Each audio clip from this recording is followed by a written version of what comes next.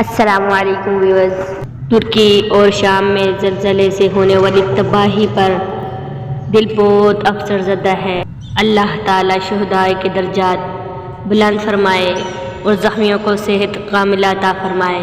متاثرین بھائیوں سے دلی ہمدردی اور تعزیت کا اظہار کرتے ہیں۔ دنیا کے تمام ممالک متاثرین کی بھرپور مدد کریں۔ پاکستان کو بھی اپنا فرض ادا کرنا ہوگا۔ آج کے اقوال ترکی بہن بھائیوں کے لیے صبر کرنے اور صبر آ جانے میں بہت فرق ہوتا ہے۔ صبر وہ ہوتا ہے جو صدمے کے شروع میں کیا جائے، اپنے دل پر جبر کر کے، اپنا حوصلہ آزما کر چپ سادھ لینا، اول ازل کر جب کہ رو رو کر اپنا غم منا، آنکھوں میں آنسوؤں کی قلت ہو جانے کے بعد خاموشی اختیار کر لینا، مخلص کر کے زمرے میں آتا ہے۔ صبر کوئی کوئی کرتا ہے، صبر ہر ایک کو آ جاتا ہے۔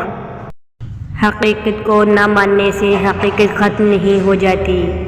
عقل مند ہے وہ شخص جو جلد حقیقت کو تسلیم کر لیتا ہے اور اپنے آپ کو مزید نقصان سے بچا لیتا ہے۔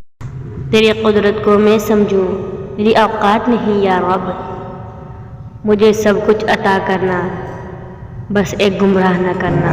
روتے رہا جاؤ گے جس دن سجدے کی طاقت نہیں ہوگی۔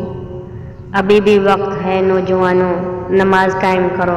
میری اوقات نہیں ہے کہ میں جنت مانگوں، بس التجا ہے کہ جہنم سے بچا لے یا رب۔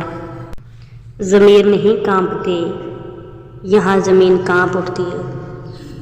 ہر تکلیف اذیت نہیں ہوتی، کچھ تکلیفیں ایسی بھی ہوتی ہیں جو ہمیں صابر بنا دیتی ہیں، اور صبر کرنے والے اللہ تعالیٰ کے پسندیدہ لوگ ہوتے ہیں۔ اللہ تعالیٰ فرماتے ہیں، جب زمین بھوچال سے ہلا دی جائے گی اور زمین اپنے اندر کے بوجھ نکال ڈالے گی اور انسان کہے گا اس کو کیا ہوا ہے، اس روز اپنے حالات بیان کر دے گی، کیونکہ تمہارے پروردگار نے اس کو حکم بھیجا ہوگا۔